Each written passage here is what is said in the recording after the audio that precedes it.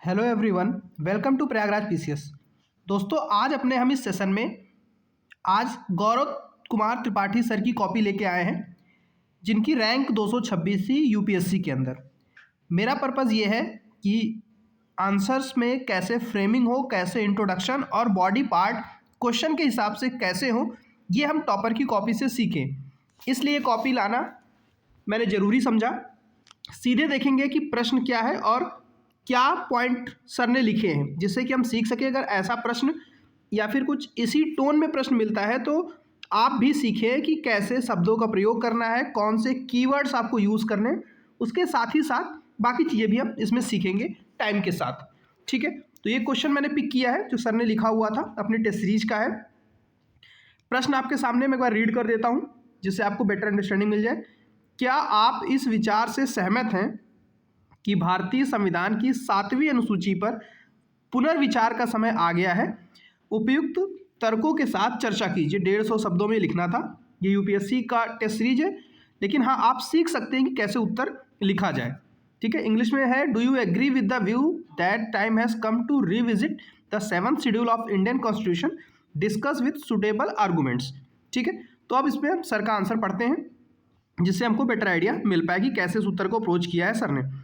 संविधान की 7वीं अनुसूची केंद्र तथा राज्य के मध्य शक्तियों का विभाजन हेतु विषयों को स्पष्ट करती है। सबसे पहले 7वीं सूची क्या है उसको एक्सप्लेन किया गया, जैसे डिफाइन, इंट्रोडक्शन में जो डिफिनीशन होता है, डिफाइन करने का जो कॉन्सेप्ट है, सर ने उसको यूज़ किया है। उसके बाद 7वीं जो अनुसूची है उसमें तीन सूचियाँ कौन कौन सी, जैसे केंद्र या संघ सूची, जिसके अंदर विदेशी संबंध या बैंकिंग जैसे मुद्दे शामिल होते हैं। दूसरा है राज्य सूची, जिसके अंतर्गत कृषि, जल आदि मुद्दे आते हैं। उसके बाद समवर्ती सूची के अंतर्गत वन एवं वन्यजीव, न्याय प्रशासन इत्यादि मुद्दे शामिल किए गए हैं। इसके अलावा जो अवशिष्ट विषय हैं वो केंद्र के पास रहते हैं। अवशिष्ट विषयों एवं पर केंद्र सूची केवल संसद बना सकती है, वहीं राज्य सूची पर केवल राज्य, जबकि समवर्ती पर केंद्र एवं राज्य दोनों नियम या कानून बना सकते हैं। 7वीं अनुसूची पर पुनर्विचार करने की आवश्यकता क्यों है, जैसा कि प्रश्न में पूछा गया था, तो वहाँ पे सीधे इस पॉइंट को यहाँ पे रेज करके उसके लॉजिक दिए गए हैं क्या क्या हो सकते हैं। पहला पॉइंट, शक्तियों का केंद्रीयकरण, मतलब संघ सूची में लगभग 100 विषय हैं। इस प्रकार से कहीं न कहीं जो शक्ति है वो केंद्र के पास ज़्यादा है, राज्यों के पास पावर कम है। दूसरा उत्तर है, दूसरा पॉइंट है, संशोधन की शक्ति केवल संसद के पास है, तो ये भी कंसंट्रेशन ऑफ पावर, शक्ति की केंद्रीकरण को दिखाता है। तीसरा पॉइंट है, जो अवशिष्ट विषय है उस पर कानून केवल संसद बना सकता है, जबकि यूएसए में क्या होता है कि ये शक्ति राज्यों के पास है। चौथा है, जल एवं कृषि को समवर्ती सूची में शामिल करने की मांग उठ रही है, क्योंकि जिससे कि कृषि बजट में एकरूपता देखी जा सके और जल विवादों का समाधान हो सके। इस डिस्कशन के बाद आगे की राह क्या हो सकती है, वे फॉरवर्ड में क्या लिखा गया है।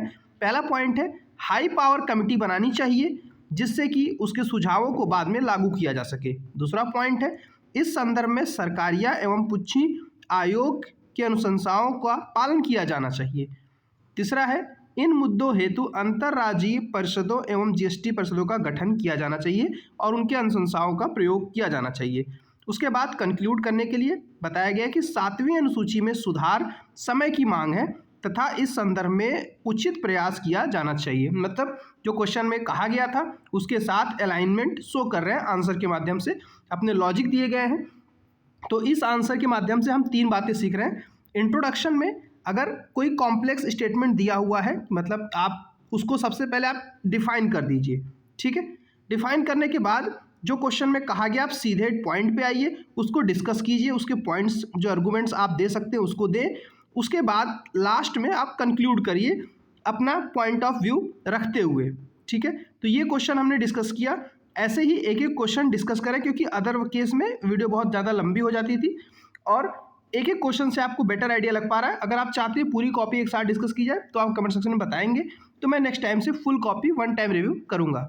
सो ऐसी वीडियो के लिए चैनल को सब्सक्राइब कर लीजिएगा, बाकी वीडियोज़ को शेयर भी कर दीजिएगा। Thank you for watching.